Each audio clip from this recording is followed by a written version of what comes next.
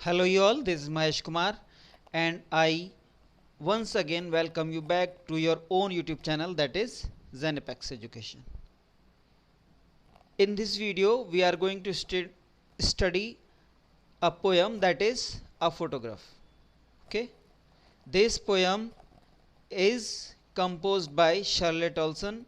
She is a poet of special recognition of a very special significance. Okay, बहुत ही शानदार poet हैं और एक बहुत ही अच्छी शॉर्ट सी पोएम उन्होंने लिखी है एक ऐसे सब्जेक्ट पे जो कि अदरवाइज आपको एक मीनिंगलेस सा लगेगा, नॉट सो इम्पॉर्टेंट लगेगा.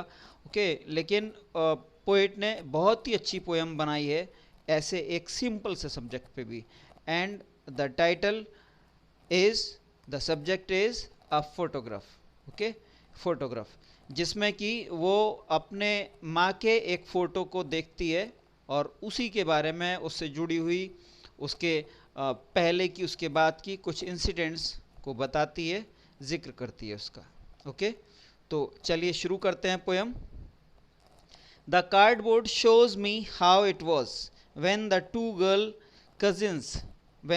girl cousins went paddling, each one holding one of my mother's hands, and she, the big girl, some 12 years or so. All three stood still to smile through their hair at the uncle with the camera.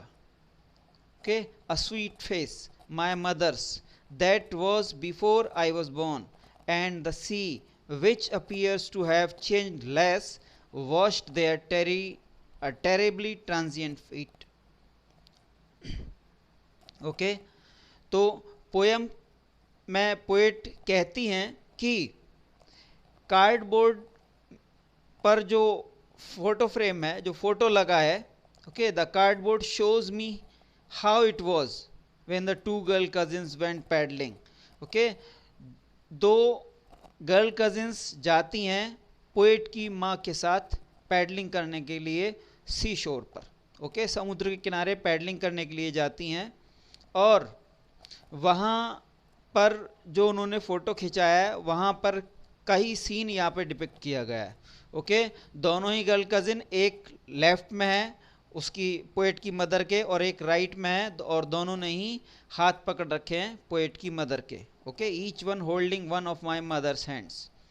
And she the big girl, और जो बड़ी लड़की है जो कि लगभग 12 साल की, and she the big girl some 12 years or so, लगभग 12 साल की. Okay, all three stood still to smile through their hair, और वो सब के सब वहाँ फ़ोटो खिंचा रहे हैं. जो फ़ोटो यहाँ दिखाया गया है उसमें वो फ़ोटो खिंचा रहे हैं और सब के सब कैमरामैन की तरफ को देख रहे हैं एक अच्छी सी मीठी सी स्माइल के साथ. ओके, और वो कैसे देख रहे हैं? Through their hair. ओके, यानी उनके जो बाल हैं वो उनके चेहरे के सामने की तरफ बिखरे हुए हैं और इस तरह से वो अपने हेयर के थ्रू कैमरामैन को देख रहे हैं, कैमरा वाले अंकल की तरफ देख रहे हैं, at the uncle with the camera. Okay, यहाँ मैं बता दूं कि अंकल कोई रिश्ते में ज़रूर हो वो ये ज़रूरी नहीं है, बल्कि पोएट ने जो भी फ़ोटो खींच रहा है वहाँ जो भी कैमरामैन है उसी को अंकल बोला है. जैसे कि हम अक्सर बोल देते हैं किसी को, कोई रिश्ते में अंकल हो ये ज़रूरी नहीं है. ओके, तो वैसे यहाँ पर है. A sweet face my mother's, अब वो अपनी मदर के चेहरे को डिस्क्राइब कर रहे हैं कि वो उसका चेहरा कैसा था. तो बोलती है कि अ स्वीट फेस, बहुत ही प्यारा सा, मीठा, बहुत ही जिससे कि प्यार झलकता हो इस तरह का चेहरा था, ममता झलकती हो जिससे, ऐसा चेहरा था उनका. That was before I was born. Okay, और ये तब की बात है जबकि पोएट पैदा भी नहीं हुए थे. ओके, पैदा भी नहीं हुई थी, यानी ये कहीं ना कहीं शादी से भी पहले की कंडीशन है, शादी से ही पहले की घटना है. ओके, तो वैसे भी अगर आप इसको देखोगे तो पहले स्टेंजा में, सेकंड स्टेंजा में, फिर थर्ड स्टेंजा, फर्स्ट में बिफोर मैरिज की कंडीशन दिखाई गई है, सेकंड में अगर हम देखते हैं तो आफ्टर मैरिज की, और थर्ड में देखते हैं तो आफ्टर डेथ. ओके, तो एक विमेन के जो लाइफ है उसके अलग अलग फेजेस को यहाँ डिपिक्ट करने की कोशिश की गई है पोएट के द्वारा, जो अपनी माँ की लाइफ के आधार पर इनको डिपिक्ट करती है. ओके, तो वे फोटो खिंचा रही हैं समुद्र के किनारे खड़ी होकर के, किस तरह से खिंचा रहे हैं, और कि वो कैमरामैन की तरफ को देख रहे हैं, एक स्माइल दे करके देख रहे हैं, और अपने हेयर जो हैं उनके, वो उनके चेहरे पर बिखरे हुए हैं, चेहरे पे आगे की तरफ उनके बाल आए हुए हैं। Okay, and the sea which appears to have changed less washed their terribly transient feet. और जो समुद्र है, जो कि बैकग्राउंड में दिखाई दे रहा होगा, वो जैसा पहले था लगभग वैसा ही अब भी है। देखिए फोटो फ्रेम में जो दिखाया गया है, फोटो फ्रेम की जो कंडीशन है उसमें ये है कि उसकी माँ जो है वो शादी से ही पहले की स्टेज की दिखाई गई हैं। ओके, जो कि अब दुनिया में नहीं है। ओके, तो इंसान बहुत हद तक बदल गए, बाहरी दुनिया जो है वो अगर इंसानों से हम देखें स्पेशली तो इंसानी जो कंडीशन है वो बहुत हद तक बदल गई है, तेज़ी से बदल रही है। लेकिन अगर नेचर को देखें तो नेचर इतनी तेज़ी से नहीं बदलता, और नेचर के रिप्रेजेंटेटिव के तौर पे पोइट ने यहाँ यूज़ किया है सी को। ओके, बैकग्राउंड में जो सी है, बैकग्राउंड लगभग सेम है। ओके, देखिए बैकग्राउंड में सी है और वो लगभग सेम है, लेकिन उसके आगे जो फोटो खिंचाने वाले लोग हैं उनकी कंडीशन बहुत हद तक चेंज हो चुकी है। उन दो गर्ल्स के बारे में तो पोइट हमें नहीं बताती कि वो क्या हैं, अब क्या कंडीशन है उनकी, लेकिन अपनी माँ के बारे में ज़रूर बताती है, और वो हमें ये पता चलता है लास्ट में आकर के कि उनकी डेथ हो चुकी है 12 साल पहले लगभग। ओके, तो इस तरह से जो फ्रंट है उसमें बहुत सारे चेंज आए, इंसानी कंडीशन में बहुत सारे चेंजेस आए, लेकिन जो नेचर है वो अब भी बिना बदला है। Okay, without any changes. And the sea which appears to have change less wash their terribly transient feet, है ना, और उसका जो पानी है वो उनके पैरों में लग रहा था। जैसे कि सी शोर पे आप खड़े होते हो तो अक्सर या तो पानी में हल्के हल्के खड़े होते हो, या फिर कई बार पानी की लहरें आती हैं बार बार और वो आपके पैरों से टकराती हैं। नेक्स्ट सेंटेंस देखिए, some 20-30 years later she would laugh at the snapshot see Betty and Dolly. देखिए बेटी एंड डॉली, ये वो जो दो लड़कियां हैं उनके नाम है। कौन सा किसका बड़ी का नाम है, कौन सा छोटी का नाम है, ये तो हमें नहीं पता, लेकिन बेटी और डॉली उन्हीं के नाम है। She would say, and look how they dressed us for the beach, the sea holiday was her past, mine is her laughter, both wry with the laboured ease of loss. तो पोएट यहाँ आप कह रही हैं कि जब इसी photo को मेरी माँ ने इस फोटो के लगभग 20 से 30 साल बाद देखा होगा तो वे हंसी होंगी। ओके, उन्हें हंसी आई होगी और उन्होंने कहा होगा कि देखो बेटी और डॉली, जरा देखो कि हमारे पेरेंट्स ने हमें किस तरह से तैयार किया था सी बीच पे जाने के लिए। ओके, सी बीच पे जो हम पैडलिंग करने के लिए जब गए थे तो हमारे पेरेंट्स ने हमें किस तरह से तैयार किया था, किस तरह की हमें ड्रेसेस पहनाई थी। The sea holiday was the her past, mine is her laughter. Okay, तो वो जो सी हॉलीडे थी वो उसकी माँ का पास्ट था, जो कि अब लौट करके नहीं आएगा। ओके, पास्ट से मतलब है उसका जो फेवरेट पास्ट टाइम था वो था। ओके, और वो भी अब लौट के नहीं आने वाला है, वो चाहे तब भी लौट के नहीं आने वाली है वो पास्ट की चीज़ें। ओके, यानी एक सेंस ऑफ लॉस की बात यहाँ पोएट कर रही है, और कह रही है कि अगर वो उनका जो सी की जो सी बीच की जो विजिट थी, सी बीच का जो टूर था, वो अगर उनका पास था और वो लौट करके नहीं आने वाला है और वो उनको दुख देता है, ओके, या दुख दिया होगा बाद में कि हमारा पास्ट अब लौट करके नहीं आएगा, सेम उसी तरह से उनको जो उस समय जो फोटो देख करके जो हंसी आई होगी, जो उनकी हंसी है वो पोइट के लिए उसका पास्ट है, और वो हंसी जो अब उसके बीच में नहीं है, अपनी माँ की हंसी को वो नहीं देख पाती, तो इससे वो दुखी होती है। सिंपल भाषा में समझिए कि जो सी बीच पे जो इस तरह की टाइम आउट है वो उसकी मदर की, पोएट की मदर की one of the best pass time थी, और वो उसको इसलिए बहुत मिस करती थी, लेकिन वो इस चीज़ को अफसोस भी करती थी कि वो अब टाइम वापस नहीं आने वाला। ओके, और इस तरह से उसको अफसोस होता था, दुख होता था, ये जान करके, ये रियलाइज़ करके कि वो उसका टाइम जो खुशी का अधिकतर जो टाइम था, जो हाईएस्ट खुशी के पल थे वो निकल चुके हैं, वो अब वापस नहीं आएंगे। सेम उसी तरह से पोएट के लिए उसकी मदर का जो हंसी थी वो उसका बेस्ट खुशी के मोमेंट्स थे, और वो इसीलिए वो भी लेमेंट करती है कि वो अब पल वापस नहीं आने वाले, क्योंकि अब वो तो उसकी माँ हंसने के लिए उसके बीच में ही नहीं है, उसके पास में ही नहीं है।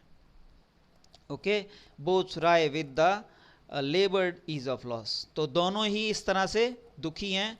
माँ इसलिए दुखी है कि उसका पास टाइम जो था वो उसको एंजॉय नहीं कर पाएगी, जो उसका पीक टाइम था फिजिकल ब्यूटी का, दूसरी तरह से जो भी था, एक यंग एज जो होती है बेस्ट टाइम होता है पर्सन की लाइफ में। ओके, तो वो निकल गया, वो इसलिए दुखी है। और माँ का जो टाइम निकल गया, उसकी हंसी उसके चेहरे से चली गई, पोएट इसलिए दुखी है। लास्ट स्टैंजा देखिए, now she has been dead nearly as many years as that girl lived, and of this circumstance there is nothing to say at all, it's silence silences. Okay, तो आगे poet कहती हैं कि अब मेरी माँ को मरे हुए लगभग उतने ही साल हो चुके हैं जितने कि बड़ी वाली लड़की जो थी वो जितने दिनों की उस टाइम थी, जिस समय की हमने शुरुआत में जिक्र किया, यानी 12 साल की। ओके, 12 साल के आसपास दिखाया उसको उस पोएट ने शुरू में। ओके, तो इसीलिए लगभग 12 साल ही उसकी मम्मी को एक्सपायर हुए, उसकी माँ को एक्सपायर हुए भी हो चुके हैं। As that girl lived and of this circumstance there is nothing to say at all. Okay, और फिलहाल अब तो ऐसी कंडीशन है कि इन चीज़ों के बारे में कुछ भी कहने के लिए अब पोएट के पास नहीं है, उसके समझ में नहीं आ रहा कि अब और क्या कहा जाए। ओके, बस वो ये कहती है कि एक सन्नाटा सा है, एक खामोशी सी है, एक ऐसी खामोशी, एक ऐसा सन्नाटा, ओके, जो कि खामोशी को ही और बढ़ावा देती है, सन्नाटे को ही बढ़ावा देती है, मतलब निर्जननेस दिखाई है। ओके, एक तरह का उसने दिखाने की कोशिश की है कि किस तरह से जब हमारे जो क्लोज टू हार्ट पीपल होते हैं, when they leave us, okay, we feel alone and we can't describe our condition in proper words. Okay, there are no words in the world which can describe our condition in the fullest sense. Okay, जो real condition है उसको उसी intensity के साथ portray करने के लिए हमारे पास शब्द नहीं होते। ओके, किसी का भी अगर कोई प्रियजन चला जाता है तो उसकी भरपाई कोई नहीं कर सकता। यही पोएट कहना चाह रही है कि बस साइलेंस है, खामोशी है, एक ऐसी खामोशी जो कि और खामोशी को बढ़ावा देती है, एक निर्जनता फील होती है, लोनलीनेस फील होती है। ओके, बहुत ही सुंदर सी पोएम है। आगे देखिए कि इसमें आखिरकार कौन कौन सी पोएटिक डिवाइसेस यूज़ हुई हैं। अगर हम राइमिंग स्कीम की बात करें तो इसमें फ्री वर्स का इस्तेमाल किया है पोएट ने, and there is virtually no rhyming scheme as such. Okay, free verse.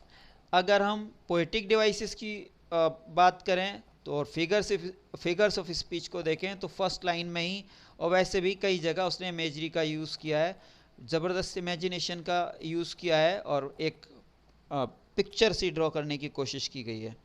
Okay, इसके अलावा अगर हम देखते हैं तो जैसे ये 5th लाइन है, 5th लाइन में आपको एलिट्रेशन दिखेगा जब कई सारे वर्ड्स यहाँ टी से शुरू हो रहे हैं। देखिए 3 और थ्रू एंड देयर, 3 वर्ड्स जो हैं वो टी से शुरू हो रहे हैं।